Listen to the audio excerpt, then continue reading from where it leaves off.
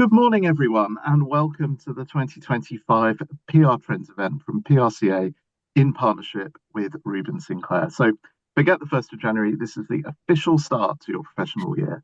So, thank you for joining us. We're looking to provide you with practical insight over the next hour or so to help you make sense of what's coming down the track. I'm Rich Fernandez, I'm the Director of External and Public Affairs here at PRCA. I have a great panel to introduce to you, but first, announcements and housekeeping. We have a companion session which is exclusive to PRCA members, a business briefing looking at the government's industrial strategy and employment reforms, tax and investment, and what we've learned from the PRCA census. It's on Friday, the 24th of January. Please do sign up for it on the new PRCA website, prca.global.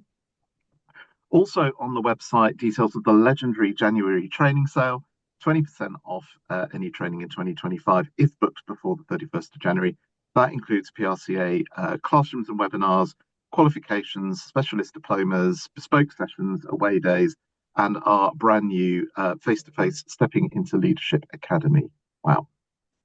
If you're watching this live, please use the Q&A function to post comments and questions. We'll feature as many as we can. And if you're watching this on PRCA TV, our YouTube channel, don't forget to like and subscribe. Now to our panel. So just going around the screen as I see them in a clockwise manner. Barbara Phillips, Candace Kuss, Claire Williamson, Emily Fermor and Alex Stevens will come to each of you. I'll give you proper introductions in due course. But let's kick straight off with our first topic, which is creativity and digital. And we're going to be led in this session by Candace Kuss. She is a creative brand strategist consulting for clients, including Cannes Lions and Creative Equals. She moved from California to London as a creative director for Ogilvy, and then she spent 12 years as director of social media for H&K. Candace is a trustee for the London Ballet Circle and is co-chair of the PRCA Digital Group. Over to you. Thank you so much, Richard, and it's a pleasure to be here. Yes, I'm Candace, and I'm a recovering Twitterholic, and I'm also a licensed Thames River mudlark. But today I can't avoid this and was asked to, I hate to start off with what is something depressing to me and to many people, but you saw the announcement that Facebook has decided, and Meta has decided, to cut out fact-checking. And in kind of an unprecedented moment for them as a company, they actually said out loud they're going to copy the X, I hate to call it a functionality, but their community notes function. So this is not the only thing that the last week has cropped up in terms of headlines about Meta, terminating DEI, firing 5% of its workers. It's very clear what Zuckerberg is doing in terms of cozying up to Trump, which is interesting business strategy. But I'm getting a kick out of some of these headlines because it was a move to cut out fact-checking was something that created a tremendous amount of negativity around Meta in general, and especially about big brands, advertisers, very concerned PR departments. But I saw this quote from Linda, who's the CEO of X, and she says, "Mark, welcome to the party." And I, of course, am going, what party is that? And it's not necessarily a party I want to be part of, but the fact that Meta would actually name check X as someone to copy something from is quite remarkable when you remember that just a few months ago, Musk and Zuckerberg were supposed to have a cage match fight. They were literally going to physically challenge each other to, beat each other's heads in. I don't know why that didn't happen, but it didn't. So I am going to read you a verbatim from a forum that I'm part of, a cultural forum, where these are regular people just sort of reacting, not those of us in PR and marketing. But one gentleman says, "I'm weaning myself off social media. I left Twitter as soon as Musk bought it, and now in the process of leaving Facebook and Instagram after Zuckerberg took the knee to Trump. These billionaires are just going to have to do without my 0.00002p worth of business, LOL." And then he adds, I'm finding Blue Sky a much more pleasant and interesting environment. So that's where he's doing his aimless time-killing scrolling. And another one says, I'm joining Blue Sky also. And another one says, I left Twitter, years ago. So in terms of what we're um, seeing, or you can call it prediction, I think that many, many people and also companies are going to seek less toxic platforms. They're going to go, I'm not that happy with how these things are getting politicized, and where you want a safe space for your brand communication, you might be thinking beyond the big meta platforms. Now, I will give a plug for the digital group because we did our annual social media predictions, and it's already on PRCA TV. So go to the YouTube channel that was already mentioned, and you can see all of them. Here's a few of the themes that cropped up by the experts on that panel, where we're already seeing it, and again, it's probably happening. Of course, Meta owns WhatsApp, but the amount of sharing and social interaction that goes on with what used to be called dark social has always been bigger than what's on the more public spaces. But more of that will happen, is happening. Another theme that I'm really very enthusiastic about that Helen from Burson was talking about is the content on LinkedIn is already getting more creative and is going to just grow in creativity. It's going to add a lot of video. LinkedIn's always been a little behind the curve in terms of jumping on what forms of sharing are going on, but the creativity is going to get dialed up, and that's great news also for B2B companies. I would love to see LinkedIn jump in, frankly, to the short form. I'd love to see them come up with a alternative to X, to Threads, even to Blue Sky, because they've already got the population. They've already got us. It's the only network I've ever seen that every single person I've ever talked to has an account, which is not true of the others. And then another thread that was referenced is the growing importance of niche creators. So again, that's good news for B2B, but it's where someone whose content is mainly around one passion, possibly mudlarking, actually has a greater reach, and you can interact with them for a wider kind of set of topics. Now, in a fashion of going back to the future, or when we started with digital, back in the days when I first started doing websites for companies, owned media was above all. Content was king, still is king, but it's great advice to give your clients to do some data mining, do some content mining about what you can own, what's an asset that you can bring to people that has value. For example, food companies, when the internet first began, started to go, we have 100 years worth of recipes. We can put those recipes online. Now that sounds like so duh, but it's a thing where if you have this value, they will come to your own website, and you're not so beholden on these platforms that go through these cycles of changes. For me, this is where the creativity comes in. I see mascots as a thing. Like, it used to be very uncool for brands. Like, if you're in, when I was at Ogilvy, like the creative department would not be bringing a mascot idea, but they can bring joy. And the Duolingo owl is a great example of that. But I'm currently obsessed with Ellie. And if you're not following the WNBA or women's basketball in general, you may not know that Ellie the elephant is the mascot for the New York Liberty. And she has revolutionized mascots. She is in fashion magazine. She's got her own stylist. She's showing up on the Stephen Colbert show. She has become an asset, a brand ambassador that is unprecedented, and I think the trend is just going to continue here because she is as popular as any player, but is wholly owned by that team. The players will come and go. They'll go into free agency. They'll jump ship. They'll ask for more money. They deserve it. But Ellie is the representation. She's got a whole backstory. She was born in Brooklyn. She is an elephant because the Brooklyn Bridge, to prove it was safe, P.T. Barnum took 21 elephants and marched across the bridge. She is one of the only three female identifying mascots in the whole WNBA, which is crazy. But the business results are very clear. She's got more sponsors coming on board, non-sports related things, huge fan base, and is a PR machine because she is all season long, not just while they're playing.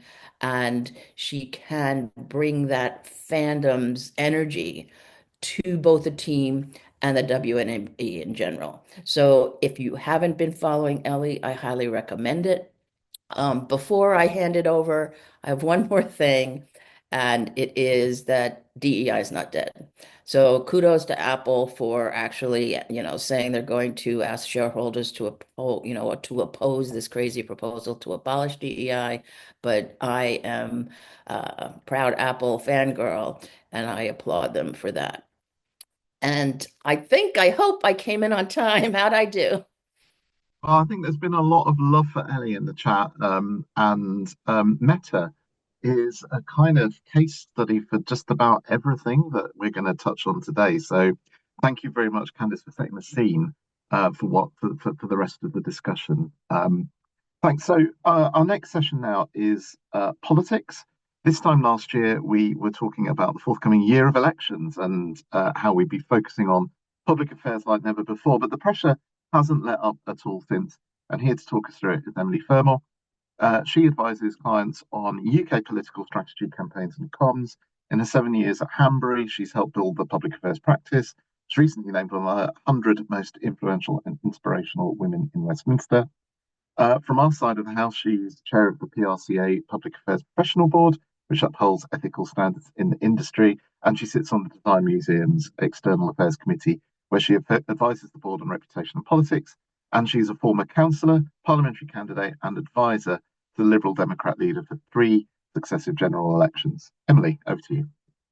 Brilliant, thank you. And what a great start. And I'm really looking forward to hearing from the other panelists. So I don't have slides. Politics, I like to think is sexy enough on its own. But what I'm going to talk through is first a brief overview of the political landscape in 2025 and particularly some dates to look out for this year.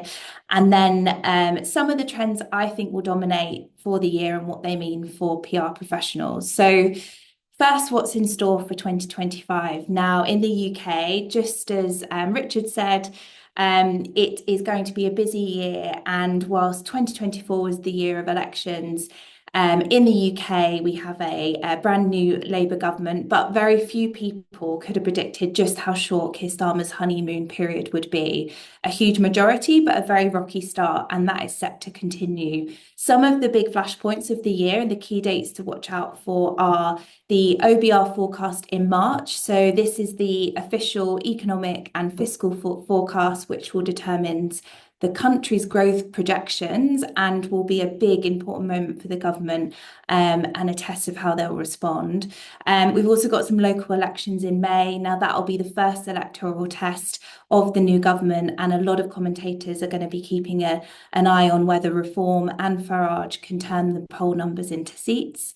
And then finally, well, not finally, but midway through the year, something else to look out for is in June, the government spending review, and that will set departmental budgets. And I'll go on a bit later to explain more about what that means. Now, the US is going to be a huge feature of this year and will dominate political discourse in the UK too. So we've got Trump's inauguration next Monday, and then in his first 100 days, that will really be an important moment for the new president to show that they're delivering on the commitments to voters. Expect things like action on immigration, in particular relations with Mexico, and rolling back of many of Biden's climate subsidies in favour of incentives to oil, gas and coal producers. I'm sure many of you in interested sectors will feel the effects of that too. And then globally, we do have some more elections, as if 2024 wasn't enough. So in Germany, they'll go to the polls next month. Australia, we've got an election in May, and then Canada in October. So plenty to follow and plenty to keep an eye on. So what does all of that mean? Now, there are many trends that we could focus on, but I've picked 4, which I'll talk through. So the first is the biggest, and that's the economy. The second is investment and competitiveness. The third, trade friction, and the fourth, consumer rules. So I'm going to start off with the economy. So to paraphrase, it's all about the economy, stupid. So look, the news, political and corporate calendar has already been dominated by the economy just 2 weeks into January with the bond market sell-off. Spoiler, sluggish economic growth is going to continue to dominate this year. This will put huge pressure on the UK government and Chancellor Rachel Reeves in particular. They've already boxed themselves in with limited powers at their disposal to change the fundamentals, or that we've seen so far. Equally, business tax changes that were announced last year will come into effect at the early part of this year. And we're already noticing anecdotally and unofficially that businesses are already making moves to reduce costs. What does that mean for PR? So demonstrating value will become even more important as business looks to cut costs. So our industry will need to focus on impact, how PR and public affairs can help the bottom line. Also, as I mentioned, there's a spending review, and each department is required to put their pitch forward for the money that they need, and to preserve some of a lot of their existing programs. That presents opportunities and risks. So certain sectors will lose out, but the fight isn't over yet. And communications and engagement will be essential to help those businesses articulate their value in sectors that are potentially at risk, really focusing on how they can deliver economic growth. So the second is international investment and competitiveness. So in order to manage all of this difficult economic picture, the Prime Minister has declared the UK is open for business. So attracting international investment is essential to the government's plans to boost growth. At the same time, there's pressure to simplify regulation to increase competition and unlock growth. So today, already, the UK regulators have been hauled into number 11 and asked to present plans on just what they can do to improve growth. Now, this coming from a Labour government isn't straightforward. The government will need to demonstrate that it's true to its core Labour values. And so things like workers' rights will remain, even when we talk about reducing regulations. And it's great the PRCA is focusing on some of those employment rights reforms in a session later this month. Now, what does that mean for us? So communication professionals have an opportunity to help business tell its story, helping to articulate just how those pro-business reforms that support GDP growth are also in the best interests of consumers and workers. And equally, there are going to be many nascent sectors that will be seeking policy change, using this kind of turmoil and this full review of regulation and growth boosting policies to their advantage. So particular sectors where I think could benefit but will need to articulate their story are things like AI and equally kind of green transition and decarbonisation. My third trend is trade friction, and I see Richard popping up, so I know I've only got 90 seconds, but I'll be quick.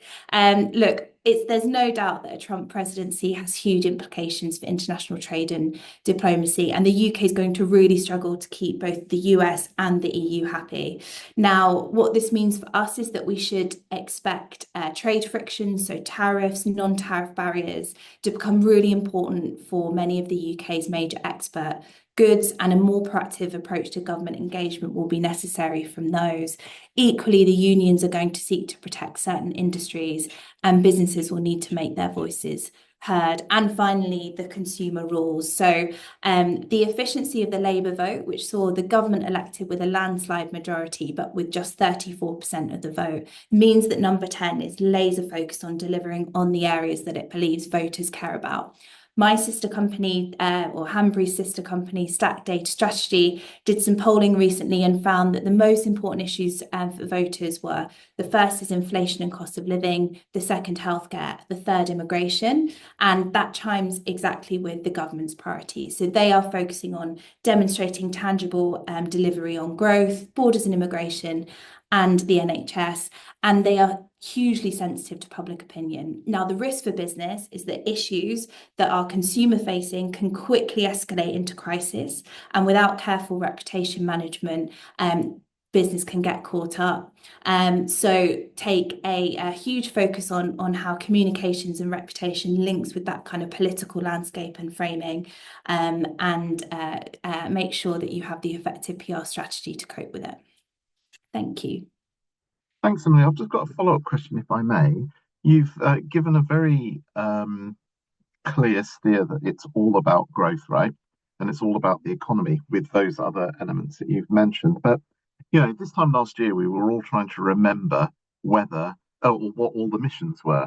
And it feels as though growth is the only one. Are the rest of the missions dead, would you say?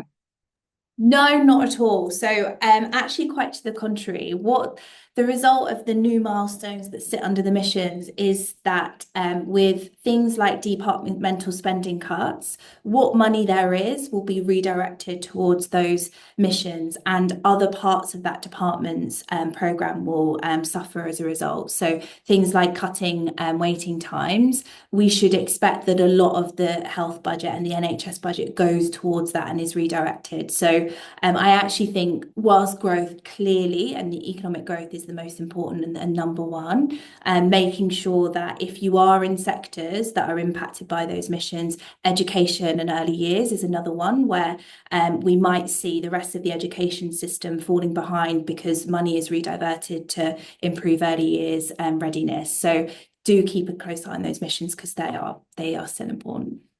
Oh no, and I thought I could just forget about them now. Thank you so much, Emily.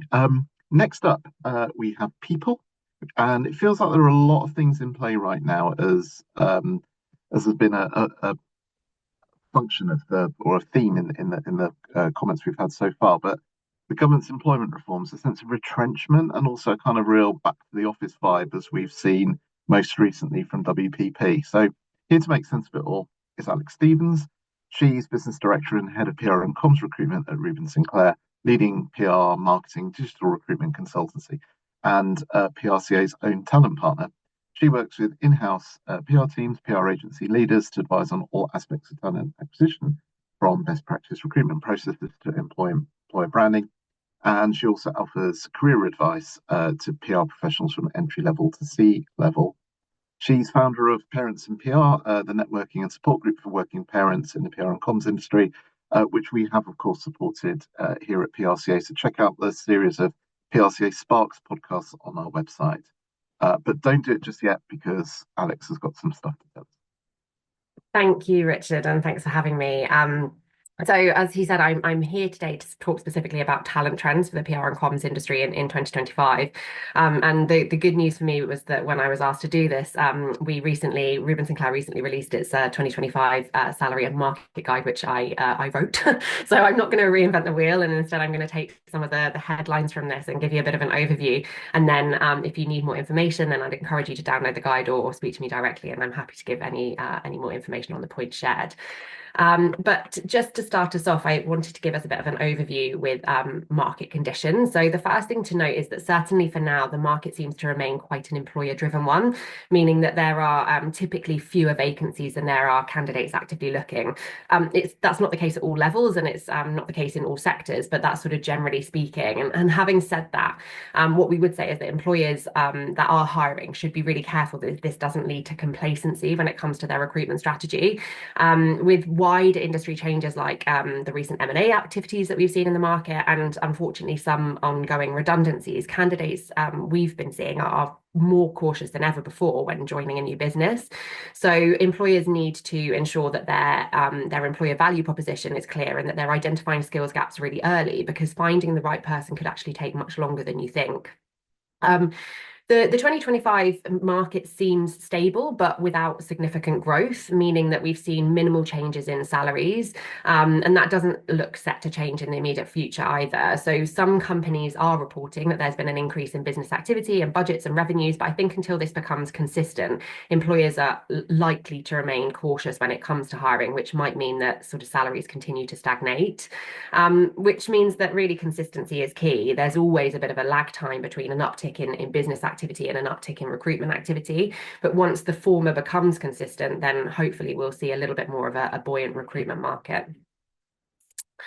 So where are the in-demand areas? So the good news is that junior and mid-level talent is still very much in demand. So junior additions to a team are obviously a less expensive way of hiring than at senior level, but when done right, they can make a huge impact in terms of delivery and activity. So we often see employers bolstering teams at first at an entry and mid-level in the response to any increased hiring needs. There's a competitive freelance market out there at the moment. So freelancers have been quite a popular choice for hiring managers recently, particularly in agencies where the industry is shifting to a slightly more project-based work, and having a pool of freelancers often allows agencies to scale in response to client demand without that commitment of a permanent hire, which is obviously attractive in a bit of an uncertain market. But there are quite a few out of work PR practitioners that have turned to freelance work while searching for that permanent role. So there's a slight oversupply of talent, meaning that it is definitely a competitive market.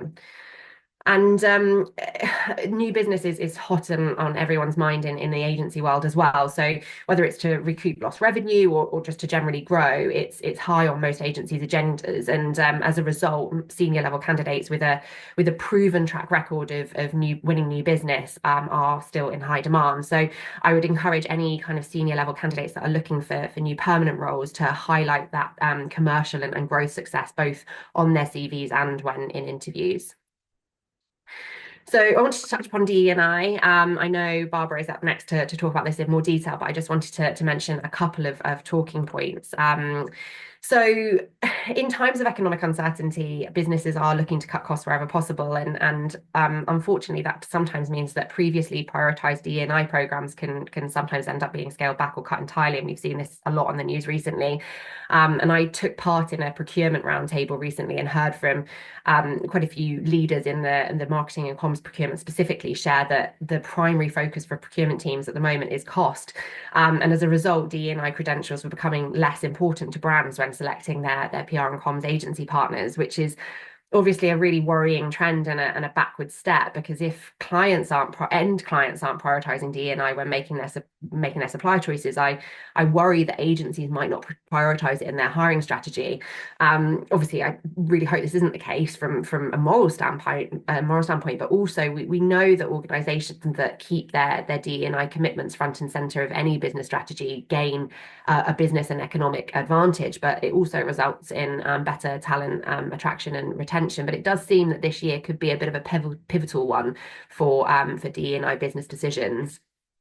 Another interesting point when it comes to DE&I is the increasing number of return to office mandates that we've seen recently, with WPP being the latest ones to announce their 4-day a week in the office. It's a debate that is a long and pointless one, to be honest, because it's so individual and there's no silver bullet. But what we do know is that mandating people in the office 4 or 5 days a week will impact many people for many different reasons, but it disproportionately affects certain demographics of employees. So those with caring responsibilities, working parents, neurodiverse employees that might struggle in an office environment, people with physical disabilities that might make commuting challenging, and those that can't afford to live close to the office or commute, which is particularly those at entry level or from a lower socioeconomic background. So if the return to office mandate results in these demographics leaving and finding work elsewhere, I just wonder what that sort of says for the diversity of their remaining workforce and their sort of culture of inclusion. Finally, just wanted to touch upon politics. Emily was far more articulate about politics than I ever could be, but just a couple of things that are relevant to talent and hiring. So first of all, the national insurance rises. So the autumn budget announcement announced the rise of employers' national insurance contributions, which will take place and take effect in April. In my opinion, companies will still need to hire with business need, otherwise they'll face being very overstretched and under-resourced in their teams. But the rise in employers' national insurance will inevitably make it more expensive for companies to add to headcount, which might lead to companies taking fewer chances and longer lead times when it comes to hiring. And the other thing that might be affected is annual pay rises in salaries and job offers, because businesses have to factor in an increase in the overall cost per head of each employee. Another change included the Labour Party's Employment Rights Bill, which removes the 2-year qualifying period for unfair dismissal for employees, which is a welcome addition for the protection of the workforce, but it might make hiring managers slightly more selective when it comes to the recruitment process.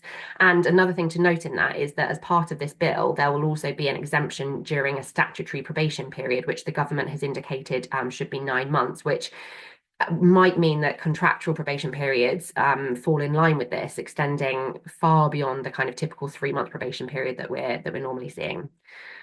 So what does this all mean? So kind of heading into 2025, the industry does seem more optimistic than sort of 6 to 12 months ago, but employers are likely to remain cautious. I think until any activity and budget remains consistent, particularly with costs being higher, we might not see too much of a change. But we would encourage the PR and comms leaders to adopt strategic processes to hiring with forward planning and processes in place to ensure accuracy and reduce time to hire, but also to enable that inclusive and fair process throughout. And job seekers, they need to remain proactive. It's a competitive market, and they need to be prepared to demonstrate where they can add value for each specific opportunity. But I also want to sort of encourage people to not be afraid to question potential employers on things that are important to them. So it's important to ensure that you have an alignment on values, which will obviously increase in longevity in your role, but it's also down to everyone collectively to make employers accountable so that things like DE&I don't drop down the priorities list. So thank you for listening, but as mentioned, if anyone wants to discuss any of these points, then I'd be very happy to share. Thanks, Alex. I've just got one question, which is what organisations should do to keep their talent. It feels like the boots on employers' feet, notwithstanding what you've said about reform. So how do we make sure that all our best people don't up and leave if we're not careful? Yeah, it's a good question, and I think it'll be interesting to see what happens after WPP's return to office mandate really gets put into place, given the backlash that's happened there. So things like that are going to be interesting. I think when it comes to retention of talent, it's such an individual one because different employees are looking for different things. So there's not sort of a broad, a blanket kind of rule for this. But talking to employees is the first step, and listening to what they're wanting. I think companies quite often make decisions without actually listening to their teams. I think WPP's mandate is a really good example of that.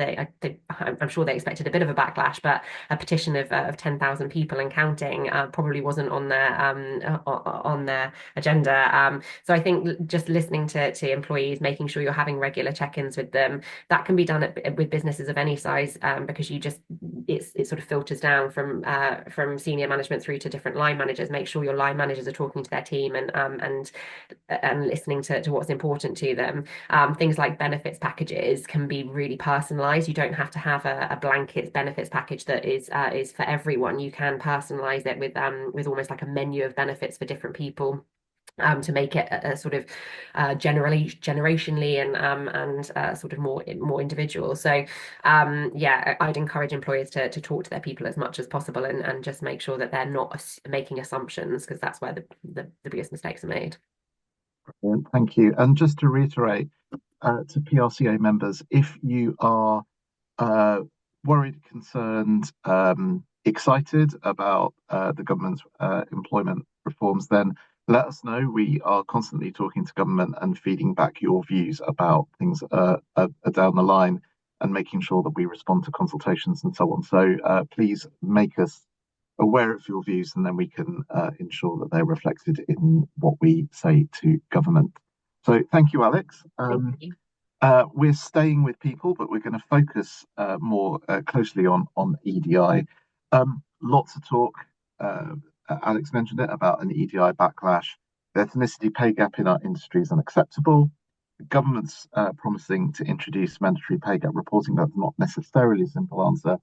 So now we're joined by Barbara Phillips, who is chair of the PRCA's Race and Ethnicity Equity Board, and she is from Brownstone as well. She advises global organisations how to create purpose-led, inclusive culture and to retain their best people. She draws on storytelling, employee experience, and brand awareness to deliver an enhanced external reputation and sustainable relationships with employees, customers, and stakeholders. And last month, she launched an AI-generated EDI chat service, EDI Guru, to empower UK employees to make meaningful impact into creating psychologically safe cultures and working environments. Barbara, over to you. Thank you, Richard. And yes, it's a great order because I can pick up the threads from Alex. So essentially, as Richard mentioned, on the 7th of January, the government reiterated its commitment to bring forward mandatory ethnicity pay gap reporting and legislation in this parliamentary session, so possibly around the summer. And to put that into context, for the UK, for every £1 that white employees earn, ethnically minoritized employees in the UK earn about 85p. So that pay gap, the median pay gap for the UK is about 14.8%. But as Richard has mentioned, in PR and comms, it's actually a staggering 25.6%. That's from the PRCA census. So it's really a matter of a continuing trend. What should organisations be doing now? And because I would say the first thing to do is to start acting now, because I say this is going to become mandatory and you don't want to be caught on the hop, so to speak. And if you don't act now, currently, it would take about 40 years to fix the gender and ethnicity pay gaps. And I don't think anybody really wants that. So the theme for what I'm going to be talking about, and I prefer the term EDI, which is equity, diversity and inclusion. The points I'm going to cover are essentially with the ethnicity pay gap, if we measure something, you can actually fix it. So, I'm going to give you some ideas on what you can do and, how you can measure it, etc. So I think if you discover that you have an ethnicity pay gap, it's actually an opportunity. It's an opportunity to, plant your flag and say, we care about our people, we care about psychologically safe cultures. And it's an opportunity to increase or start to look at or mature your EDI, processes and your policies and your commitments. And the sorts of things that you can do to do that, especially around ethnicity pay gap reporting, because it is difficult, is you need to acknowledge the issue, no point hiding. You need to be transparent because we're in an age of social media where everything, I always advise clients, everything inside your organization, that Fort Knox has gone, everything inside the organization will absolutely go outside of your organization. So your stakeholders and your employees will know. So if you want to build trust with your employees, and that part of that, retention piece that Alex has spoken about, then you need to be transparent and then you need to start gathering data. There's lots of ways to gather data. We, the PRCA, the Race and Ethnicity Equity Board, of which I'm chair, we've published 2 pay gap reporting guides, one from 2020 and the second one we published in October. So how you do these things and what to do, it's all available to you. They're 3, download them, get yourself going. But you must gather the data and you must look at things like ethnicity across job levels, departments, locations, and see where the gaps exist, because you need to understand the root causes. How is it that your organization has got to this stage where, if I'm in a certain role, my counterpart who's, not Black or from the global majority is paid more? You need to understand, how that's come about. And to do that, you could conduct a pay audit. You could look at job roles, education levels, performance metrics, and you want to find out whether these gaps are cultural or structural? Are they structural inequalities? Something that's really important.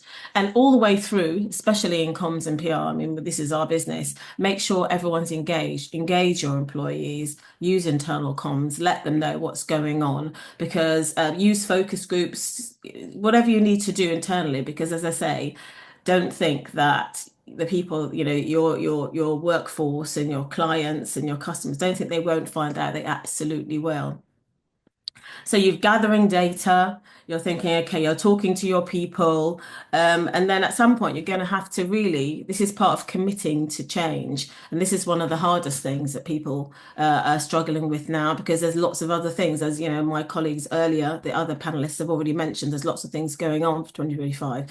But you do need to commit to this change, because it is going to be coming, hopefully, in this parliamentary session.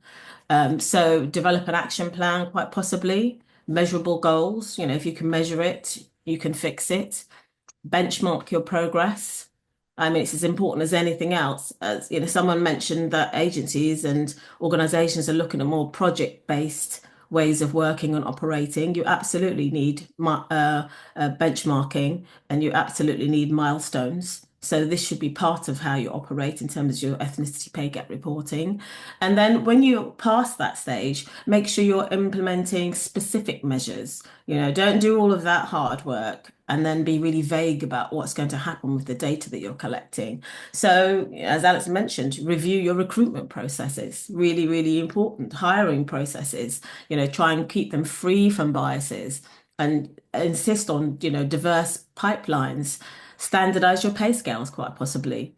Use transparent pay structures, which I know we kind of cringe in our industry, but it really is something that's, in the long term, it's part of your future-proofing your organization. So do that. And offer possibly development opportunities, create training, mentorship, all sorts of things you could be doing. So when you've done that, make sure that you're accountable, publish your pay gap data, set up monitoring mechanisms, make sure people can, don't just do it once, say, phew, pay gap reporting's out the way till next year. Set up ongoing mechanisms so it doesn't come and crash and burn at the end of every year and you scrabble for data. And absolutely critical, this isn't a job for PR and for HR. This isn't a job for payroll. This is for leadership. These are all the senior leaders in your organization. This is your role. You should be actually the champions of EDI within your organization. And so you want to make sure through your regular communications to all of your internal and external stakeholders that you're communicating your progress that's coming through. If you need advice, absolutely seek it. So we have our 2 guides from Reuben, absolutely available and free now. Engage consultants such as myself. There's lots of people in the field who will help you, ensure that you get your EDI auditing. We can help you craft strategies. There's loads of people out there who can help you. There's not really any excuse for you to help, create a culture. And if you need legal support, as Alex has mentioned, there's other legal things going on in this field. Make sure you get it so you're compliant, because this is part of equality law now and equality law guidelines. So you need to be compliant with all of this. So ultimately, just to round off, you need to look at your EDI in the round. Look at the overall EDI in your organization. Money and pay actually intersects with race, class, and gender. So pay gaps aren't created in isolation. It's usually connected to something else. They're indicative of maybe an unbalanced culture, maybe a culture that's really biased, and maybe it holds undesirable and unproductive behaviors. But ultimately, all of this, and I've always said this, is a choice. It's your choice. It's your choice. You can choose to ignore all the great information about measuring ethnicity pay gap. And finding out you actually have one. You can choose to ignore the fact that when you need to actually report it and be open about it. But if you do that, if you choose to ignore those 2 aspects, you also need to stand by your decisions when your employees, colleagues, clients, customers, stakeholders, what we used to call audiences back in the day, when they they walk with their feet, they'll vote with their feet, and they'll no longer be associated with you, because that is now a guarantee. The generation of which I am a part of, we were sworn to secrecy for work, and you could not discuss your salary. You could not discuss your pay and conditions. It was like the death knell of your career if you did. But the general, those days have gone, and more contemporary talent absolutely want transparency. It's an absolute demand. So say everything you're trying to hide is actually going to get out there. And when you're trying to slide away from EDI, talent, circumstances, people stuff will slide you back. So it's not as easy to escape, the thin veneer you might have pasted over saying you were interested in EDI, DEI. People are going to demand, the market's going to demand actually you have a decent psychologically safe culture, of which EDI is absolutely a part of. So if you're a smart organization, you will future-proof your organization, and you will give people exactly what they want, which is a psychologically safe culture based in EDI. Thank you. Absolutely, Barbara. And just taking what you just said one step further, because I know it's in the guides that we've produced, but I'm aware that not everyone on this on here today will have necessarily got to the end of them. So suppose you are an organization that is thinking, let's do more than be superficial. Let's actually take this seriously. What are some of the barriers or some of the problems that we found people having to get through in order to do this properly? What sort of things, if they're going to go in with in a clear-sighted way, what should they be looking out for? Well, it's some of the points that I mentioned, but often the hardest thing is the starting. People don't know what to start, where to start, and we give you guidance, and you start wherever you are. You start with auditing, you start at looking at pay scales, you start at looking at discrepancies, you start at looking at is there a gap because all of our junior staff are, of a certain ethnicity, and all the senior staff are not, making a gap.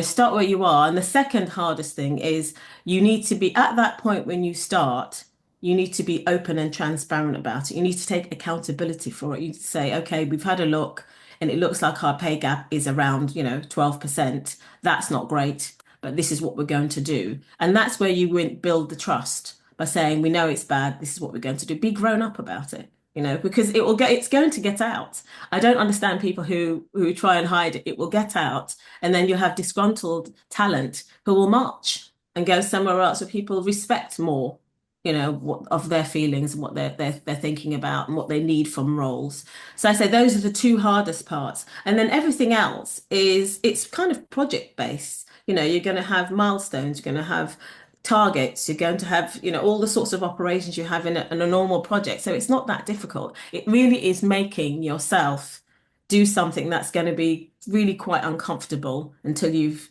got the gap down. And it's a long-term commitment. The gap may take 3, 4, 5 years to reduce for whatever reason. But don't forget, at the end of this parliamentary session, fingers crossed, it's going to be mandatory. So you're going to have to do it. You may as well start now. Brilliant. Thank you. We have one question in the chat, but if it's okay, I'll take it at the end. And just to remind everyone that after our next panelist, we will be having the panel back. And so if you have any questions to put to them, please put something in for us to answer. And with that, I'll now turn to AI from having spoken about people. The government's AI announcement a couple of days ago, it feels like this is AI week. These days isn't every week AI week. So I'm just looking at the questions I sent our next panelist. They already look a little bit out of date. Never mind. Here to take us through it is Claire Williamson from Resonance. She has 20 years experience in comms, working across agency in-house roles, ensuring comms programs understand and engage target audience. Before that, she led EMEA comms for NEC. She spent 2 years living in Japan, now based in London. She has been chair of the PRCA Council and still does work with our AI working group. So over to you, Claire. Thanks so much, Richard. And I'm going to just pull up a presentation, and it would be embarrassing given that I'm doing the technology piece that if this doesn't work. So hopefully everybody can see my screen. The tech trends to watch in 2025, and as Richard said, he gave me a bit of an essay question to start this with. I could have gone down many routes with technology. The point here is that technology is everywhere. It impacts every area of our lives. And can everybody see my screen okay? I am having technology issues. You're fine. Okay. We can see it. Excellent. All right, great. So yeah, so technology is impacting everything around us: politics, the economy. A couple of the other panelists touch on, technology infiltrating politics, etc. It has an impact on how we're connecting as a society. It's changing how we work, how brands build relationships, and even what it means to have a reputation in the first place. And I'll start with AI, which has kind of become a catch-all term for technology. And I've been working in this field for a really long time. So I was talking about AI before it was really a thing. And obviously a couple of years ago, ChatGPT got turned on. And then all of a sudden, you just, as Richard said, you cannot escape the topic of AI. So I'm going to start with how AI is reshaping our industry, from the opportunities of streamlining workflows, enhancing our data analysis. And it's always been a challenge, I think, for the PR industry from a metrics, measurement, data point of view. It's really kind of democratizing and enabling us to kind of take space from other areas of marketing. It's enabling more personalized communications. But there are also, quite a few challenges around reputation management, the sharing of fake and false information, and how to kind of combat that. And AI, I don't feel, should become a distraction from the work we're tasked to do. It's incredibly important, but there is other stuff going on out there from a tech point of view. And if our definition of PR is on building reputation, building relationships with different stakeholders, engaging them with stories that matter, persuading them, then there is a lot more technology that we need to be watching and acting on. So I'm going to start with AI, but then I'm going to move on to some other areas. We need to start thinking about the future and how technology changes the way we interact, the channels we're on, what's driving the most engagement. As I said, that personalization point, augmented reality, social media, and who knows what's coming with the various announcements that Candace touched upon in her presentation. We don't even know what's coming, and these policy tensions in social media right now, we've got to figure out where we stand to support the brands that we're building reputations for. And on the weekend, there was an article in the FT that was talking about who watches The Watchmen, and technology is so invasive in the heart of our society now that we have, as PR practitioners, as brand custodians, a really important role to play. There's a shrinking media landscape, the traditional watchdog in democracy, the power has kind of been taken away from them, and the strong presence of social media where anyone can publish anything without really any recourse. Businesses actually probably now need to step in and really question what their values are and start playing that role in checks and balances. And PR can be the fuel for that. These certain pervasive media platforms, social media platforms, are there to serve their own interests. And guess what? Revenues are generated from advertising. So without overstating, overstepping, oversimplifying, in democracy, checks and balances are key. And we can absolutely support those checks and balances by working with the brands that we're working for to make sure that they're making the right decisions around where their brand is being placed and how we're funneling information out. And then coming full circle back to AI, misinformation, disinformation, crisis comms, brand reputation, technology is playing it's monumental shift in how we approach all of these things. How do we even know what's being said about us and where it's being said? But I'm aware the clock is ticking. So there's a few things in here to touch on. And the first kind of essay question was really about the AI and copyright side of things. And it's definitely not a can that we can kick down the road anymore. The issue of copyright and AI is definitely not new. We've been actually with the PRCA and Richard, we've had quite a few webinars, with lawyers to discuss this sort of thing. And I'm not a lawyer, but I follow this space quite closely. Stability AI, a UK company, has had a constant slew of challenges around this, and it's really difficult to keep up. The law cannot keep up. So the burning question is, who truly owns an AI generated piece of work? Is it the developer? Is it the user? Is it no one at all? If you use it as a starting point and then materially change, what does that mean for ownership? And the UK government has initiated this crucial consultation around these issues, which aims to look at how AI uses copyrighted content, from training models to creating entirely new works. And the stakes are definitely high for content creators, and the implications are massive for how we go about our work. And it's not just about legal theory. You need to imagine launching your own campaign, only to find out that you're in the middle of an AI battle, a legal battle even. So if you're leveraging AI for content creation, stakeholder analysis, et cetera, then you need to make sure that you've got the right policies, the right guardrails, that you're ahead of this. And I work with banking, the banking sector quite a lot with Resonance, and we can't be thinking about these regulations, these legal implications beyond the point. Richard, I can see you're on. Am I already out of time?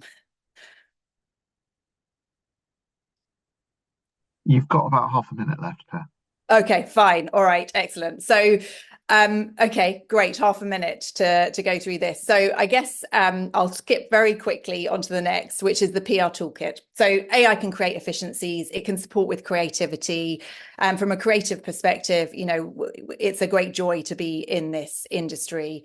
And there's also a lot that the AI can do in terms of that data analysis. So the explosion of new technologies and the uncertainty that brands face means that there's more desire, more need to underpin the approaches of technology. Digital marketing, as I said at the beginning, has taken a lot of space from PR, and we are the storytellers. We're the people that tell the great stories that engage stakeholders. I think AI is now going to support us in making sure that we have the data, etc., to back up what we're doing, to back up those strategies and start taking more space from there. So that's one kind of trend to watch. Reputation, the cheetah and the owl. Again, going back to what's happening, Candace touching on the social media side of things, what's happening with Meta, with X, what is being said about the brands that we work with, where is it being said, how do we get in front of these problems? AI is adding a huge amount of content out there. Misinformation, disinformation, it can spread at the speed of light. So we need to make sure that we are using technology to get in front of this stuff, and B, that we are also making sure that we understand where things are being said and the channels that they're being said in. And then I guess finally coming full circle back to the checks and balances, who is watching the watchmen? And I think this is really where PR as an industry, we need to be supporting brands in really getting into what are their values and, where do they want to be seen, making sure that they're not making mistakes in being on the wrong platforms, but also, again, going back to the advertising dollars, Meta, X, it's all about advertising dollars. If we take that away from them, we can support in making sure that we're kind of watching these watchmen too. Brilliant. Thank you, Claire. We've now had a cheetah, an owl, and an elephant in this session, which is great. I'm going to ask the panelists all to come back into the room now, because we are just going to ask two questions, and if I could ask you to be relatively brief, but we'll quickly whiz round everybody. And they're both based on questions that we've had in the chat, but I'm going to ask them in a more general way. So the first one really relates to the fact that we often work now in a multi-firm way with holding companies and so on.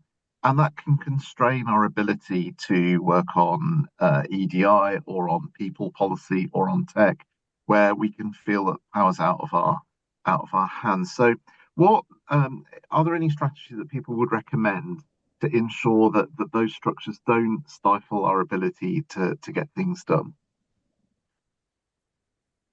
Well, I'll start. Certainly, with the pay gap reporting, and understand everything to do with EDI, can be from on high. But I think if you look at the way that lots of holding companies are set up, then there's still an awful lot of autonomy, for your part of the world. And as business leaders, I think you just need to be smart and strategic in terms of, if you say, look, I'm going to start measuring this because it's impacting our business, it's impacting our bottom line. I think it's for us, if you're in that scenario, to say, create the narrative that we actually, even though it's not coming from on high, we still need to do it at our level, the scope of what we do, because it's affecting our business, our clients, etc., etc. And if you can make a case saying this is how it's impacting our part of the business, which feeds into the bigger pot, then I think you'll be heard. But I think you just need to make the case in terms of use the autonomy that you do have when you're part of a holding company, because you're connected but not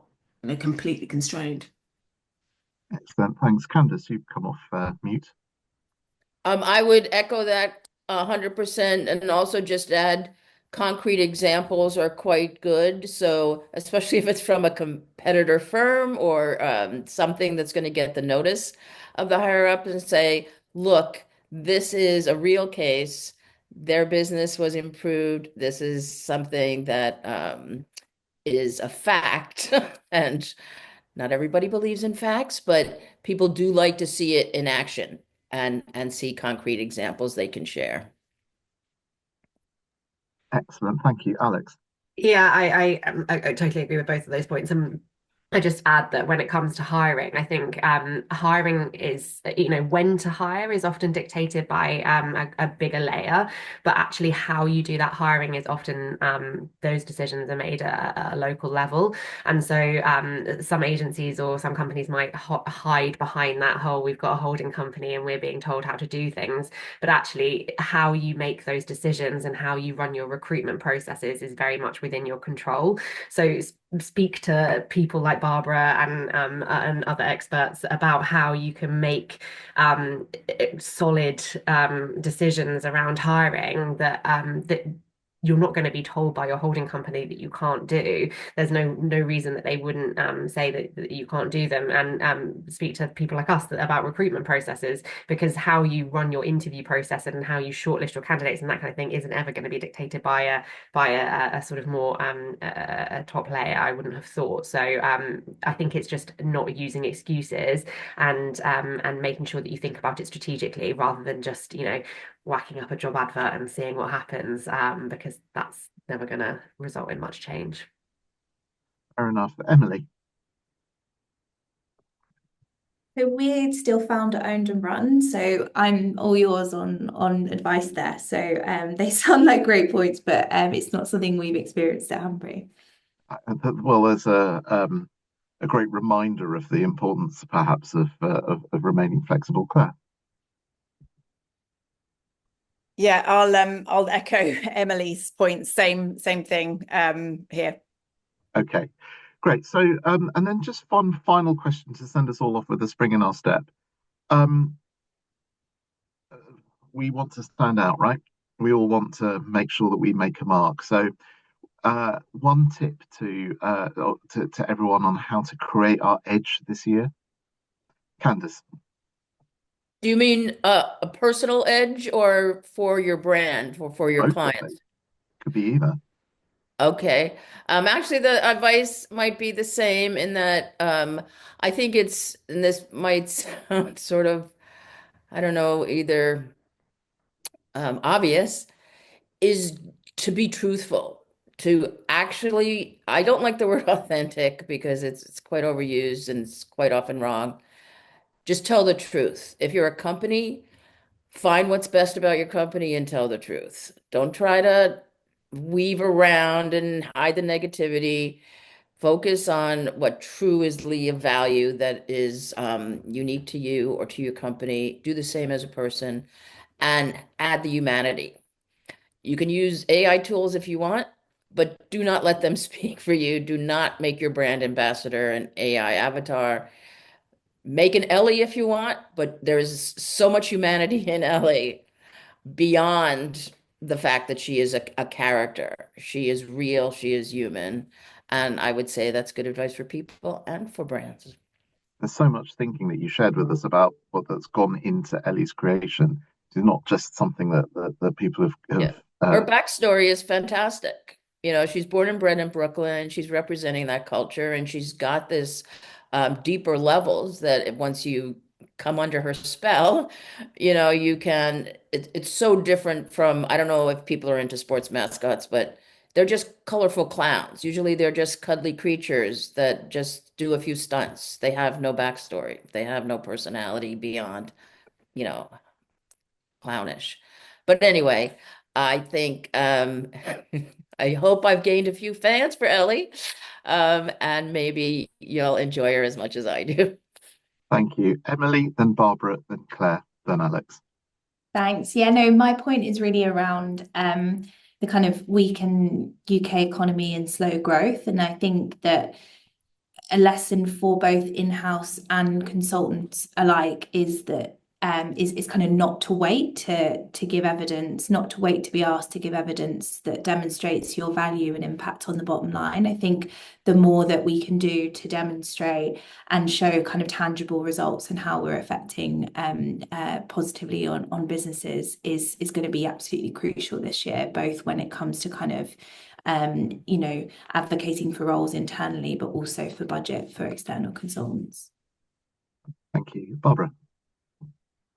I was just to add both of those 2 points together, to add to those is the humanity piece, but also I think it's time, if you want to have an edge, especially as an organization, it's really, really time to start treating your employees as you're kind of, if you're equal. They'll be reading things outside of work, they'll be accessing lots of data, they'll be accessing media, and I think it's time to let's all be grown up in the workplace, if you like. So don't presume they won't know stuff, don't presume they won't know about the law, etc., etc. So I think it's time to just be grown up and start treating people, and they just start treating people as adults, and then being accountable for it all. Own it. Everything, you know, that Candace and Emily said, own it all.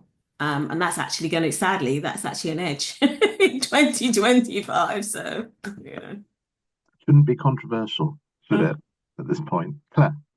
Yeah, I was talking yesterday to somebody about this growth at all costs mentality that we've had up until quite recently, and now the shifting economic landscape, etc., has kind of put a stop to that, and people are taking a pause. And actually, I therefore think 2025, they're pausing and thinking about whether they've done the right thing. There was this huge amount of throwing money at the wall at everything and space out. And I've mentioned in my comments, PR should be taking more space, and we can use the tools and the technology that now have democratized some of that space for us, you know, data analysis, et cetera, but we can go back to really owning and knowing who we are. And that's the storytellers engaging with audiences and having an understanding for that. So I think that is going to be our edge. Our edge is going back to our roots this year and taking more space from, you know, the other things that people have kind of thrown stuff at. I love this back to basics vibe that is coming through all these answers. Last but not least, Alex. Yeah, so I think for employers and for companies, I would say, I guess kind of going back to basics, but just think about hiring a little bit more strategically to get ahead. So rather than, like I said, just throwing up a job advert and seeing what happens, think about actually where your skills gaps are and planning ahead. Even if you're not hiring now, actually that's the best time to think about hiring when you're not knee-jerk reaction kind of responding to a need. Then it gives you a bit more time to think about what your employer value proposition is and and how you can go about strategically hiring and your recruitment processes so that you're not in a rush when you actually have to come to do it. So yeah, thinking about those things a little bit more strategically, I would say, would massively give you an advantage and enable you to get ahead in lots of different ways. And then for employees or job seekers, I think back to Emily's point about how companies can show that they're adding value. I think it's also down to job seekers as well to really think about how they can add value and thinking about tangibles that they can demonstrate and give examples of when they're in a sort of an interview process. That will get you ahead as well. Brilliant, thank you. That brings us to the end of our discussion. I want to thank you all for tuning in today, and to our excellent panel, Claire, Barbara, Candace, Emily, Alex, for their insight today. Perhaps I could give a little quiz show styley wave. Thank you again, everyone. And for PRCA, I'm Richard Fernandez, and from all of us, it's ta-ra for now.